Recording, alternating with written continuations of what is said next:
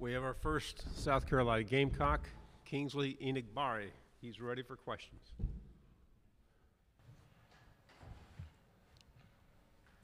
To your left here, second row. What do you remember from the Kentucky game last season? I actually was at home. I had caught COVID, so I was watching the game from TV, so don't remember too much from it live. Stay here on your left, third row. Kingsley, tell me about this defensive line and your mentality. Do you feel like it has to be the strength of the entire defense when you look at some of the guys, yourself included, Zach Pickens, Jordan Birch, a bunch of others? Do you feel like you guys have to be the strength of this defense for this season?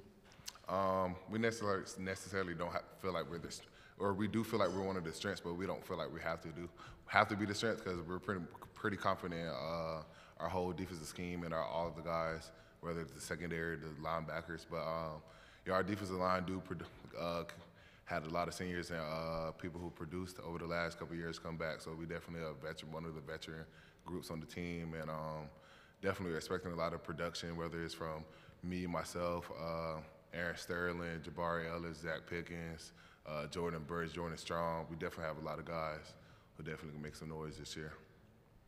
We'll go to your right in the fourth row. Coach Beamer's one of the new guys here at Media Days. What's something about him that you found out that a lot of people probably don't know yet? Very high energy. Definitely love the guys. Definitely for us and vouches for us, and give us the freedom to make changes that we feel appropriate. So I'm definitely rocking with Coach Beamer this year. We'll go to your left in the third row. Rick Henry, WIS-TV, Columbia, South Carolina. What's it like as a defensive guy going against the running backs that you have on your roster right now? How tough is it going against those guys? It's definitely tough, and it's definitely a fun experience. Most of the guys, they talk crap back when we talk crap to them, so it's definitely a competitive practice with them. And so we definitely got a deep running back room, 3 guys where I feel like legit can make some noise in the SEC, whether it's a Condre Wright, Marshawn Lord, or Kevin Harris. We definitely have some guys in the running back room. Stay here on the left, second row. Looking ahead, Kentucky is your conference home opener. What sticks out to you about that matchup? Kentucky's always a good match. Definitely a competitive game, especially this year. I think is it going to be at their home? But yeah, this year is definitely going to be looking forward to it, especially since I didn't play last year. So definitely trying to come out with a victory there. Third row here on the left. Todd Summers, WSPA TV out of Spartanburg. How do you approach the name, image, and likeness now that allows you to benefit from that in the off season? And then how do you think you approach it once the season gets here? Honestly, I'm really just taking it as it goes. Just waiting for the right deal to strike, and not to be in a rush to do anything. Because ultimately, my play is going to do most of my selling, so I'm not too pressed about anything right now. We'll go back to the left.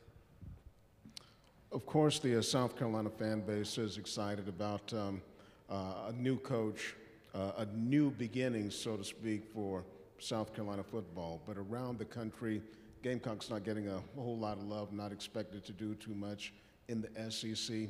When you see or read things like that, does that inspire you? Does it make you angry a little bit because you're not getting the respect you think you deserve?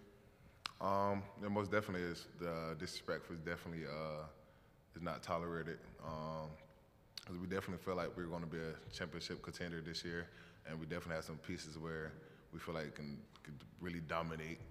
And but yeah, it definitely strikes us and gets our blood blowing.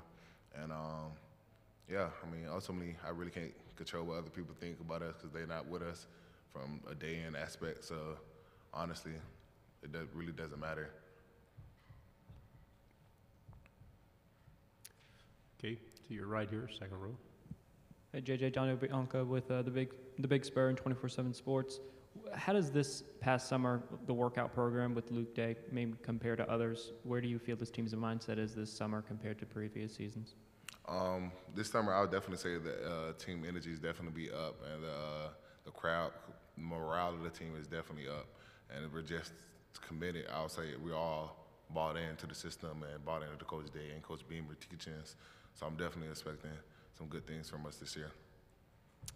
On the left here, third row. Kind of to that point, can you give me some noticeable differences for the way things were done a year ago under the Muschamp regime and how they've changed under Coach Beamer and the whole staff that has changed under him? I really wouldn't say it was a big difference. I would probably say just the team mindset kind of changed in a little bit. Sometimes I feel like people need to go through change to really change themselves. And I feel like what we went through this year, the last 6 months. I feel like it's definitely a change for the better, though. Yes. To your right. If I could follow up with Luke Day a little bit, what has he kind of implemented this summer that's been different from what you've done? Any certain workouts that have really caught your eye and feel have made an impact on the team?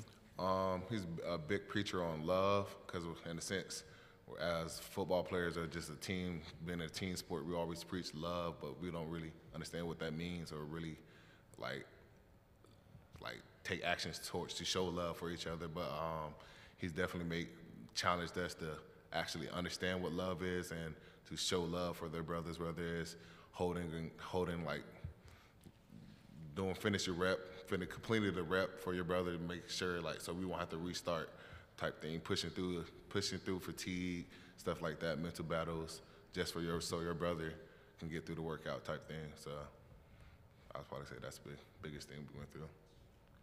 Another question here on your right. What's it going to take for you guys to beat Texas A&M this year? And is this the year you guys can snap the 7-game losing streak to them? You can repeat that? What's it going to take to be able to beat Texas A&M this year? You guys have lost 7 in a row to the Aggies. And do you think this is the year that you guys can finally get the rivalry trophy back?